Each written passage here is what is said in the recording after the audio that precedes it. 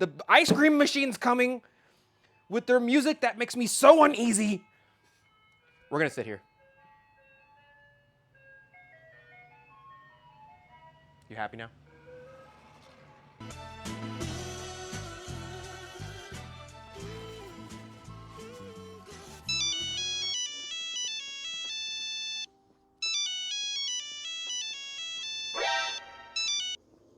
Hello? Yes. Yes, hello, Amoco. How are you? Yeah. No, I haven't tried your new clays yet. I'm still working on the porcelain that I have. Yeah, of course you can send me some. Why, how much is it? I'm sorry, did you say 165 pounds? Whoa! What's up, brother? Oh God, that's it, isn't it? That's it. Would you at least mind staying to help me unload? No, oh. Okay, you're gone. Let's take a couple of these boxes and open them real quick just to see what they look like. Of course, we are going to play with one of these today on the channel, but I just want to see the package, really, you know?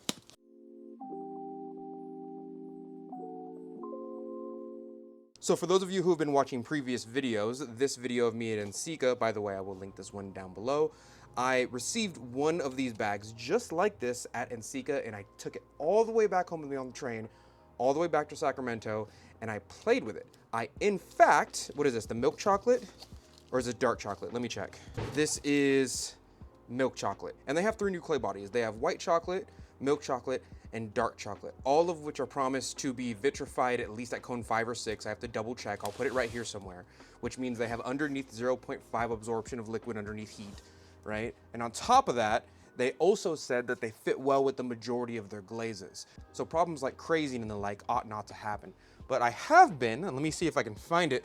I saved it, brought it all the way back home on the train, and played with some. This is their dark chocolate that has already been fired to bisque. And I know it looks a bit lighter than usual, but when this is fully fired, it ought to look like this. I actively have already been playing with this clay body, and I'm going to do some experiments today on the channel for you. On top of that, I'm pretty sure they sent me the other clays. So this one is milk chocolate right here. This is the middle one. This one here should be white chocolate. Yup, there we go. And the last one, where is it? Oh, I got lucky. And the last one here ought to be dark chocolate, respectively. So these are the 3 new quote-unquote clay bodies that all turn a shade darker. Throw this to the side. That did hit my foot and it did hurt. So we have white chocolate here, milk chocolate, and dark chocolate. And at the end of their life cycle, when they come out of the bisque, this is essentially what they ought to look like. We've already played with this. This is this, but it's in the bisque mode right now. So when I fully fire this will turn darker. I can almost guarantee it. The crazy thing about these clay bodies is that they can reach this level of a darkness without bloating. I'm sure many of you have experienced this, but generally speaking, if you get really dark clay bodies, like really, really dark black clay bodies, they tend to do this when they come out of the glaze cycle. This is called bloating. From what I understand, this is a byproduct of usually manganese dioxide and or iron off-gassing in between the clay as they reach anything past cone 4 or 5. Ceramic Materials Workshop does some great work talking about things like this, but it's really difficult to get this kind of clay at this level past cone 5 or 6 without the stuff bloating. And we are 100% going to test that today on the channel. On top of that, I have questions about this clay body here. Usually the way companies get their clay bodies dark like this or this is that they add lots of iron and or manganese dioxide to them. And that in turn is what causes the off-gassing and bloating within the clay body, especially in the glaze cycle. But these two are kind of normal. These two are promising me that they have no bloating. And I've played with this before. But what I'm really interested in is this clay body right here. You see, in order to produce these two clay bodies, you have to add something to a base of a clay body. So imagine these two are pretty much this with an added thing. And reaching this level of darkness without iron or manganese assumes they're using mason stains. And mason stains cost money. Oh wait, I almost forgot actually.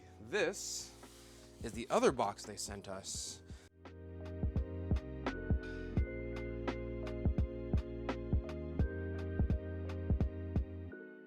Some of you might be wondering why I'm opening it with a potter's tool like this. It's because you don't want to cut anything in there. Can you imagine if I opened it with a box cutter knife and it was the clay body? I'd make a big old gash in here, and then I would have to use this within the next month or so, or else it would dry out and get really hard. So we have to open it with something relatively dull.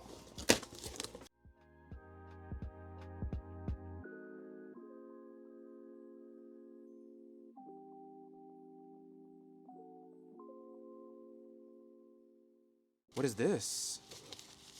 Oh, these are the Amoco velvet sprays.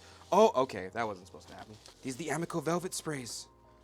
Oh, what is that? Cone 05 to 10. I assume that means that these are pretty much underglazes, right? These have to be sprayable underglazes if they reach that far of a cone.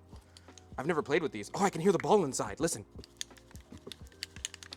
I'm gonna get my skateboard and run around like a Jet Set Radio kid. Just start graffitiing everything, and then we're gonna blame it on Amoco. We better not use this for actual graffiti. Do not do that. The block is kind of hot with ice right now, and I haven't gotten a haircut in a while, so how many did they send me?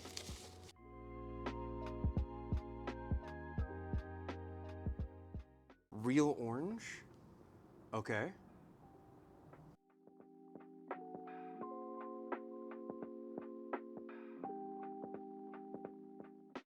Ultra white.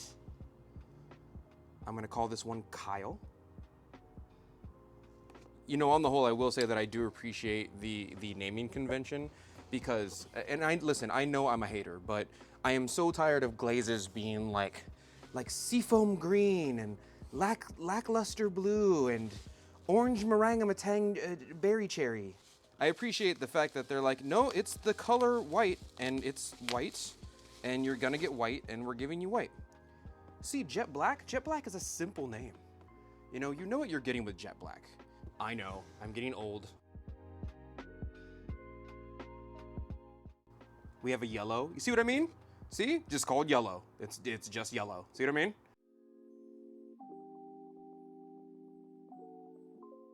Medium blue. And the last one here is bright red, which I love. It is very difficult to find a true bright red in the ceramic art world, especially if you're using oxides and minerals and the like. If you're just using mason stains, it's a little easier, but I do really hope that it comes out this version of red. Oh my God, the design on this is beautiful. It gets the point across, you know? It's like, hey, it's a spray, you know, simple, clean design. It shows it's part of the velvet line. It's a spray, it's stylized, so you know that there's that concept behind it of it being sprayed as per like graffiti spray. It has the cone right there, the ounces there, it has the grams there. I love this. I love this. Whoever designed this understands symbolism to some degree, and I love that. I know someone out there right now is like, yeah, it's not that complicated. No, duh, Dante. No, you don't understand. You as well as I know that there are definitely people out there who don't understand simplistic symbolism, and I think the design of a box or a bottle goes a long way with people and customers if you design it just right. We're gonna play with the sprays a little bit later. For now, let's talk about these clay bodies right here. These are a very interesting promise, I would say, because this right here, when I met them at NCECA, they said it's a well-fitted, fully vitrified clay body when it's fired properly, and this makes sense. This is akin to a porcelain to me. However, this over here is a darker clay body, and this kind of makes sense because browns will not bloat to a certain degree, at least red clay bodies, if you do them correctly. But black clay bodies are rare at this cone. When I talked to Amoco at the convention, they said do not go above cone 7 and this will not bloat and you'll be fine. So this is the first one we're going to play with on the channel. As for this one here, this I think is just akin to a porcelain, which is kind of confusing to me because from my understanding, these require more processing than this does. And if they're not using something like iron or manganese dioxide to make these colors, they're most likely using mason stains, which would usually put a very high price point on the production of these two things. As far as I know, these should be, theoretically, because of production value, more expensive than this. I'm going to be very, very interested to see if this is comparable to the porcelain that I use now and or better. And I'm going to be very interested to see if this bloats at the end of its glaze cycle, because the majority of bloating in dark clay bodies ends up happening after the glaze. It doesn't show up in the bisque. It usually shows up in the glaze because it's taken to the proper temperature to make things decompose and bloat. Let's try the black clay body first, because you guys know I love a black clay body. You know I do. Yeah. Talk to me, talk to me, talk to me, baby. Come and talk to me. I really wanna meet you. Can I talk to you? I really wanna... Editor, please don't put that in. I have a Jodeci problem right now. Welcome to another episode of Clay Review, which is technically our second episode. Usually people are familiar with my glaze review episodes, which you can find a link to down below, but Amoco has sponsored this video on their new line of clay bodies, the chocolate clay body. We have milk chocolate, we have white chocolate, and dark chocolate. Now usually a new clay body wouldn't be anything to really care about other than just user friendliness and people wanting to use it for different reasons, vitrification levels, or how it feels with their clay, throwing versus heavily grog clay, things of that nature. There's different clay bodies for all different types, right? But the thing that makes this episode special is that we have their dark chocolate clay, which is a black clay body. This is different because for quite some time, a lot of people, including companies, have been using things such as iron and manganese to color and make their clay bodies dark. But generally speaking, high levels of those things aren't really needed for the efficacy of the clay. Generally speaking, they're just for the color. And because of this, they go through bloating somewhere around cone 4 or 5. And this sucks. So what Amoco has done is that they've not only made a clay body that turns black at cone 5 and 6, they've also made one that they say does not bloat. In today's video, we're gonna test that out by throwing a couple, trimming them, drying them, putting them through the bisque, and at the end of this episode, we're gonna take them all the way to cone 6 oxidation to find out if that's true. By the way, Amoco is sponsoring this video. Thank you very much, Amoco, for sponsoring us. All links will be down below to this product right here. I will also say, though, that this will be an honest review. I've made it very clear with Amoco that if I find any discrepancies with this clay body, or if this clay body bloats on me in any way, shape, or fashion, I am allowed to be honest with my community. So if something's wrong with this clay body, I will let you know regardless of how many t-shirts they give me. The only thing we really need to decide is what we're going to make. Oh, you know what I need to make? Some dragon scale mugs. I've been obsessed with these recently, and I've been making nothing but dragon scale mugs out of all the Amoco clay bodies they've given me, because people seem to really like these, and when they buy them from my website, earthnationceramics.com, people are constantly asking for new colors, so I need to make a couple of these. What are they, 1.6, 1.8? Let's do 1.8. Oh, that's perfect. What is a clump in here? What is this? What is this? No, don't pretend like you're not there. I saw you. I seen it. What is this? I can feel it. What in the piece of rubber is this? It's just a piece of rubber.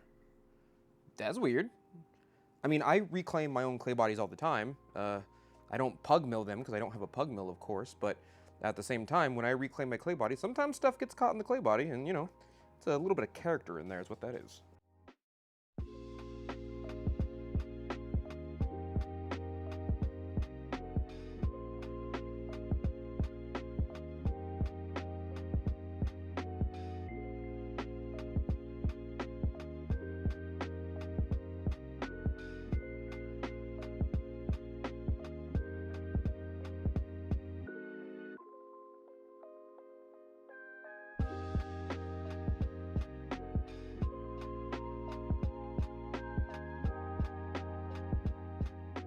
You know, I will say right off the bat that I've been letting this sit for about a month in the July heat.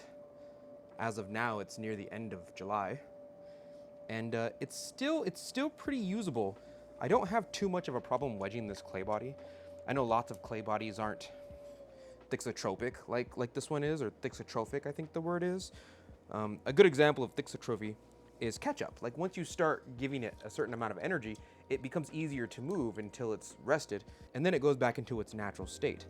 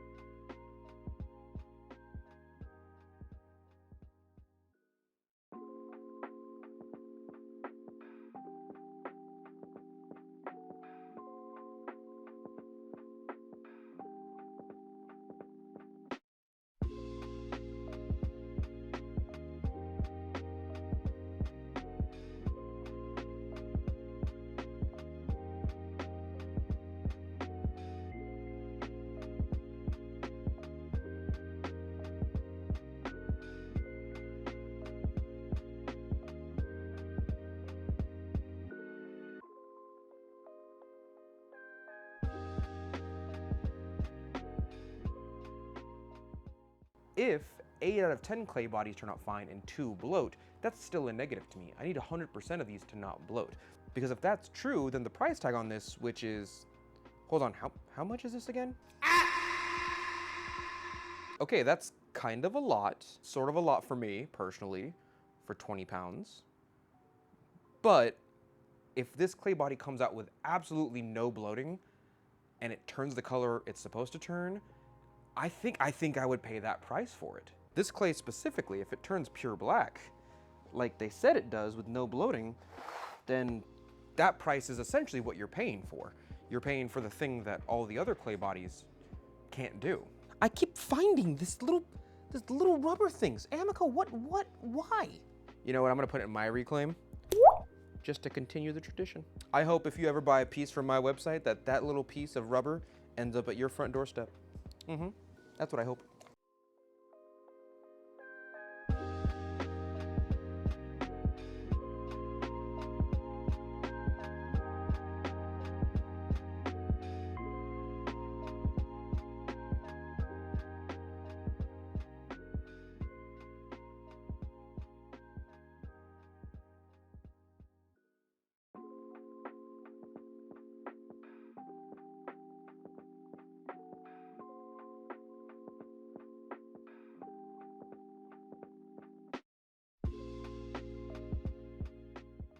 Okay, now that we've thrown our last mug, let's talk about it for a little bit before we move on to the next stage. Firstly, the feel is fantastic. It's a little bit firm when I first start working with it, but as I continue to wedge it and work with it, it gets a little bit softer and softer and softer and easier to move. That thixotropy, as we were talking about earlier. I'm sure I'm saying that wrong. Google, how do you say? Thixotropic. So I will say, when you first start working with it, you're like, man, this is kind of hard. And then you work with it a little more and it gets softer and softer and softer and easier to move. The second thing I will say is that I'm very happy, much like the milk chocolate clay body, that as I stretch it, it doesn't seem to open up that much. It doesn't seem like a short clay body. I get very frustrated with clay bodies that feel good, but they're very short. You can't make big, beautiful moon jars out of them. You can't make angles like this. This would usually break down from the stress of just going past the bottom, and it would usually collapse on itself. This is a pretty good clay body to throw with. I've only sculpted with the white clay body, the white chocolate, but when I sculpted with it, I made this cute little sheep and everything seemed to work out, you know, no cracks, anything like that. So it seems to dry pretty well. And as I've been working with this brand of clay body, both white chocolate, milk chocolate, and dark chocolate, it seems to be pretty good on the drying together front. I'm not getting a lot of cracks. I'm not getting a lot of difference in how fast each piece dries, but I will say, this clay body dries fast. Some people think that porcelain dries fast. I disagree that porcelain dries fast. I think it's really all about how you treat the clay body. But I will say, as I'm leaving this out in the heat right now, dries a bit faster than the clay bodies that I'm used to working with. And I'm used to working with a cone 6 porcelain that I get from the IMCO company. This dries just as fast, if not a little bit faster. So if you're the kind of person that likes to get 10 balls of clay and put them to the side and mess around with a piece for 5 or 10 minutes, play around with it for a little bit, this is not the clay body to do that with. Any clay that you're not currently working on, you need to put in a bag. And that's a very general rule that I give to most of my beginners. But to be honest, I break that rule all the time. I can throw fast enough to where I can put like 20 pounds of clay off into a corner and really pound out teacups or bowls. Takes about 2 minutes per piece, especially if I'm doing production work. This is not a clay body I can do that with. By the time I get to around ball 15 or so, I will end up feeling a difference in how dry the clay body is. And even when I take these off to dry from the greenware phase, the fresh phase, going on to the leather phases, it does dry quite fast. Okay, now let's go on to the trimming phase.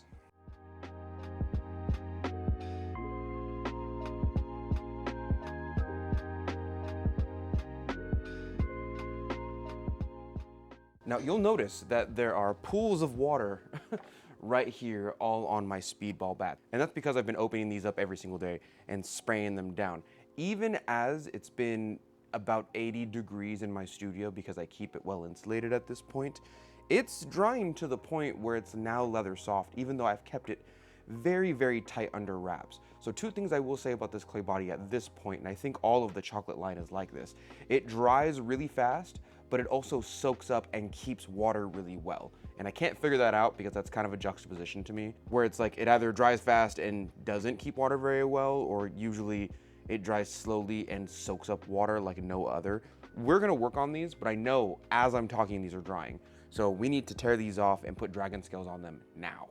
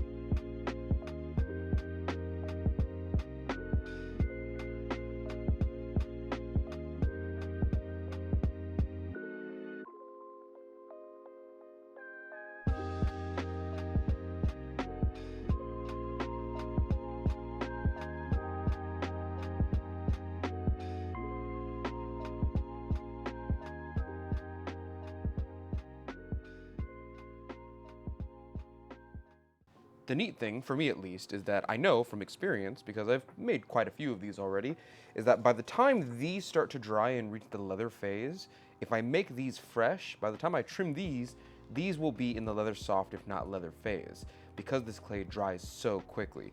So in the time that I've opened these up, which by the way, I didn't skip anything, it's only been maybe about 2 or 3 hours in normal weather, these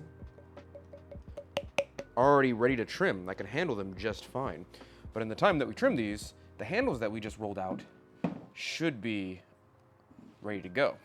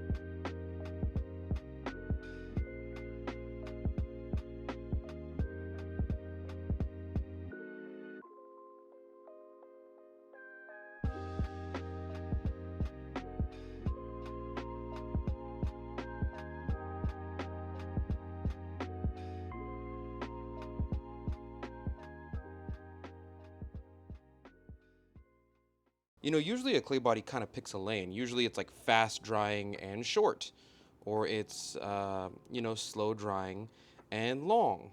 This clay body seems to be right in the middle. And the only way I can really describe all the clay bodies I've worked with, white chocolate, dark chocolate, milk chocolate, is that they seem like a premium version of B mixed with grog. Because B mixed with grog does not vitrify at cone 6. It just doesn't. When you look at the absorption rates and the vitrification rates at that temperature, it doesn't do that. But it is a very user-friendly and beginner-friendly clay body. This seems more like a premium clay body, and that seems to be what you're paying for. At the same time, I have had no cracks whatsoever, even though I'm essentially abusing this clay body. And some of you might have noticed that I'm essentially putting together dark chocolate seams and using scoring and slipping techniques with dark chocolate and milk chocolate. And that's mainly because I think they're from the same clay family. And so far, they have been working pretty well, and the discoloration in between the two isn't really that bad. You know, I've also been recycling this clay body, so pretty soon I'm probably going to have some kind of amalgamation or some type of Frankenstein version of this clay body, where you can see both a milk chocolate and a dark chocolate variation meshed into one clay, as long as I wedge it well enough. But I do truly think they're the same clay body, I think. And I don't know that. I can't confirm or deny that because I haven't heard it straight from the horse's mouth. But if I were to guess, it would be to guess that white chocolate is the same as milk chocolate, but with a little more color something something in it. And milk chocolate is the same as dark chocolate with even more color something something in it. Because they all behave essentially the same. The main factor is just their color.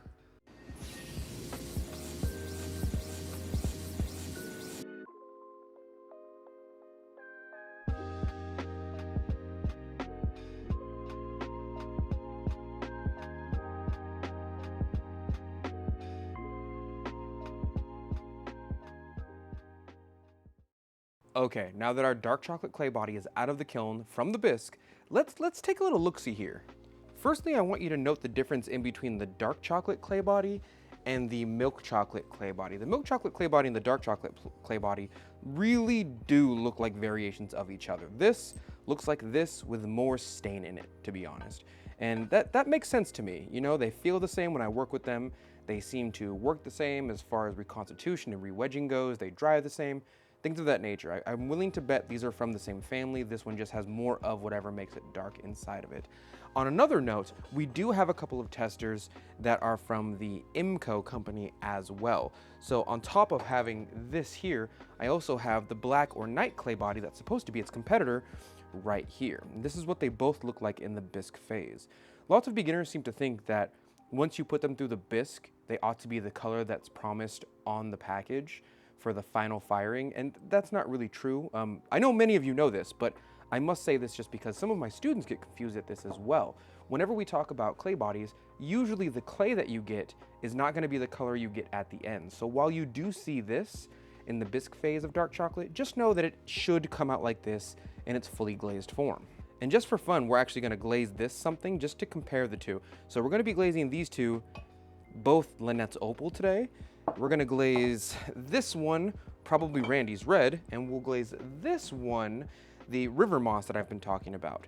Throughout the channel, I've realized that it's a bit weird for me to keep glazing stuff different colors if you don't have a consistent basis. So at least for these three clay bodies, the white chocolate, the milk chocolate, and the dark chocolate, I'm gonna glaze them all the same thing so that on a fourth video, we can compare all of them and see the effects of how Lynette's Opal looks on white chocolate, milk chocolate, and dark chocolate. This way you have some sort of barometer to compare, instead of me just glazing random stuff. Let's do our Lynette's Opal test and get that out of the way, because I have plenty of it still. Of course, because you're watching my YouTube channel, we are going to weigh the specific gravity of this glaze, just so that we can see where it's at, along with our application before we put it in the kiln. We are at 1.43 specific gravity for Lynette's Opal. That's pretty good. That's standard for me, in between 1.3 and 1.4. 1, 2, 3. Take it back out. Let's do one with this IMCO night clay as well. It might not fit.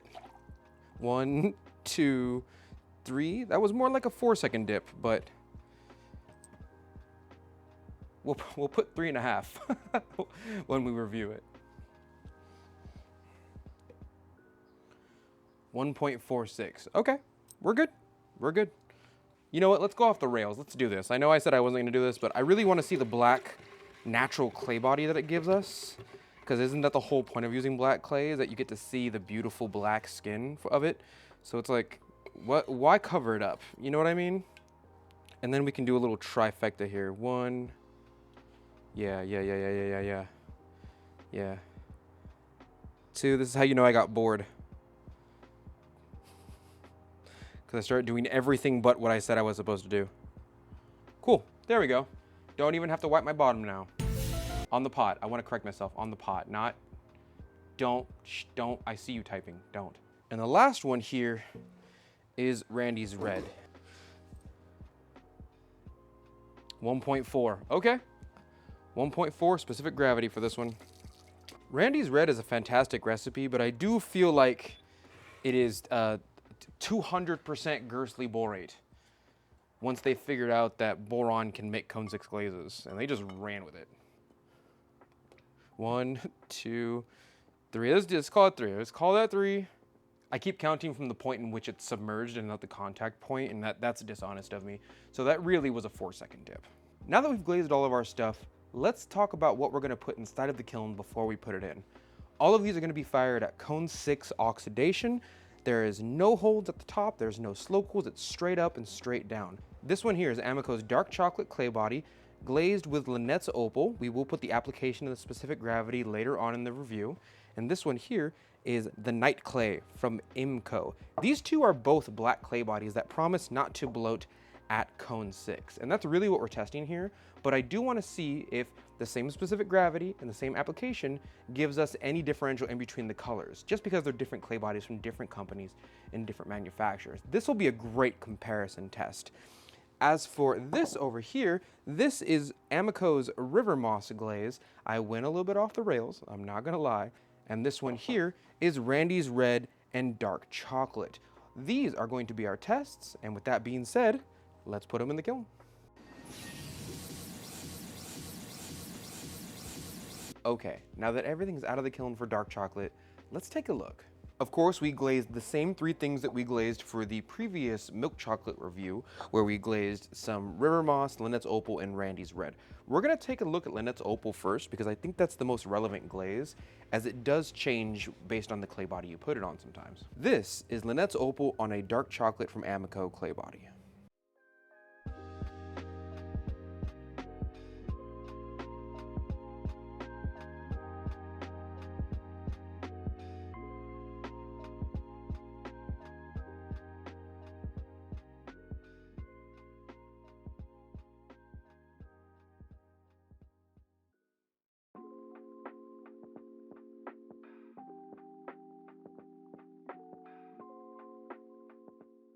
Here's the thing, and I know I said this in previous episodes, but it's really difficult for my eyes to tell the difference in between dark chocolate and the previous review we did on milk chocolate. Close up, it's really easy to see which one. No, actually, I lied about that. It's, well, yeah, I don't know. Close up, it's kind of easy to see which one is dark chocolate and which one is milk chocolate. But I think if I was at a table and I didn't know any better, and you put these two here, and I said which one is which, and you were like, oh, they're both the dark chocolate with Lynette's Opal, I wouldn't question you. I'd be like, oh yeah, really? Okay, I believe you. But upon further inspection, you can see that one is darker than the other. It's just really hard to tell for me. As far as the difference in between the glazes go, I don't see much of a difference in between the dark chocolate and the milk chocolate glazing with Lynette's Opal. There's a bit of a difference. You can kind of see a little bit of what I'm not going to call crystallization, because that's the incorrect word, but you can see a bit of it here, more spread out than here. But I think that's just an application difference. I really don't think that's the glaze itself. So here are your comparisons in between the dark chocolate and the milk chocolate with Lynette's Opal on it. A vast, vast, vast difference in between what we saw in the previous review when we looked at Lynette's Opal on the white chocolate. The white chocolate comes out a completely different glaze in comparison to both of these. Right, which is the reason I chose it, because Lynette's Opal is very reactive to stains and things like iron and things like that. So this is a very obvious difference in between the 3. I'm trying to put them back in order because I have everything lined up over here correctly, but I can't tell the difference in between the 2. This is River Moss from Amoco, their DO line, on their dark chocolate clay body. I don't think I put on enough glaze right here, which is why it turned this weird color, but as far as the other side looks immaculate, along with those little iron specks, just completely ganged up in this one spot. I think it was just way too thick right there, but I don't hate it.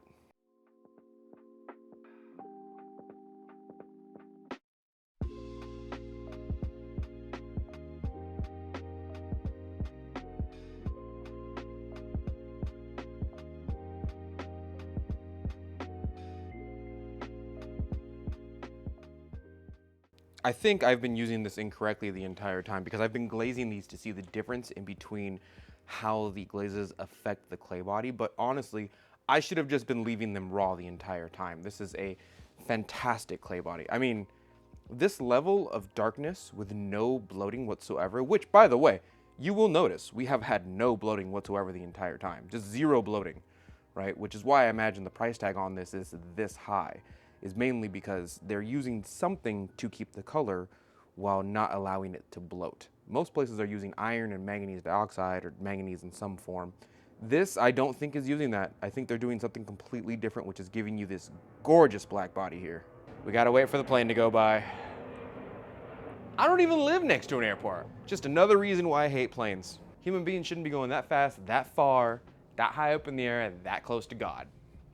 Just saying. It's disrespectful, you know what I mean? This last test we have here is Randy's Red on a dark chocolate clay body from Amoco.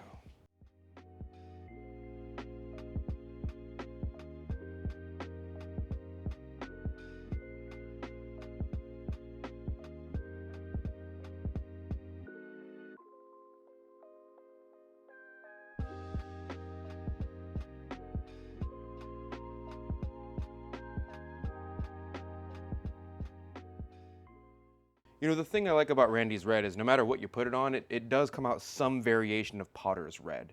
And I think people hear the word red and they kind of go, oh, it must come out like a bright red. Not really. Reds in the pottery world are kind of rare unless you're using something like mason stains or if you're using something like underglazes or low fire glazes. The majority of high fire and even mid fire range reds with pure iron in them, not with like copper and whatnot, are going to come out this kind of what we call Potter's Red right here. But I do love that it turns multiple colors. And it's been the same all across the board. Every single time we've been using Randy's Red, it's been coming out just this Potter's Red, you know? The thing you ought to concentrate on though is the back. This beautiful black clay body like I've been saying the entire time.